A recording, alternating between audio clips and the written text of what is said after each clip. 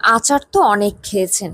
মাংসের আচার কি কখনো খেয়েছেন? আজকে আমি আপনাদেরকে যে আচারটি করে দেখাবো এটি আমার বাসার হিট একটি আচার বলতে পারেন। ছোট থেকে বড় সকলেই খুব বেশি পছন্দ করে, স্পেশালি খিচুড়ির সাথে। প্যানে 1/4 কাপ সরিষার তেল, 1 চা চামচ মরিচ গুঁড়া, 1 চা চামচ হলুদ গুঁড়া, 1 চা চামচ ধনিয়া গুঁড়া, 1 চা চামচ জিরা গুঁড়া, ½ টেবিল স্পুন আদা বাটা, ½ টেবিল স্পুন রসুন বাটা, স্বাদ মতো লবণ, ½ কেজি ছোট কিউব করে কাটা মাংস দিয়ে ভালো করে মেখে 1/2 কাপ পানি, 2 টুকরো দারচিনি, 3টি লবঙ্গ, একটি বড় এলাচ, 3টি ছোট এলাচ দিয়ে নেড়ে মাংস সিদ্ধ হয়ে পানি শুকিয়ে মশলা মাংসের গায়ে লেগে আসলে চুলা থেকে নামিয়ে ঠান্ডা করে নিব।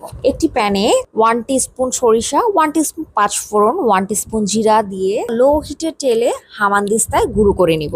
প্যানে ½ কাপ সরিষার তেল, 10টি মাংসের সাইজের আস্ত পেঁয়াজ, ½ কাপ আস্ত রসুনের কোয়া, 1 টেবিল স্পুন থেতো করা আদা, 6টি আস্ত শুকনো মরিচ, 20টি আস্ত গোলমরিচ দিয়ে মিনিট দুয়েক ভেজে রান্না করা মাংস, ½ টিস্পুন গরম মশলা আর তৈরি করা মশলার গুঁড়ো, ½ টিস্পুন বিট লবণ, 3 টেবিল স্পুন ভিনেগার, ½ টিস্পুন চিনি দিয়ে ভালো করে নেড়ে লো হিটে 15 থেকে 20 মিনিট ভালো করে ভেজে যখন দেখবো পানি একদম শুকিয়ে গিয়েছে আর মাংসটার কালারও একদম লালচে একটা কালার হয়ে গিয়েছে, তখনই বুঝে নেব তৈরি হয়ে গিয়েছে আমার আজকের মজাদার সুস্বাদু গরুর মাংসের আচার।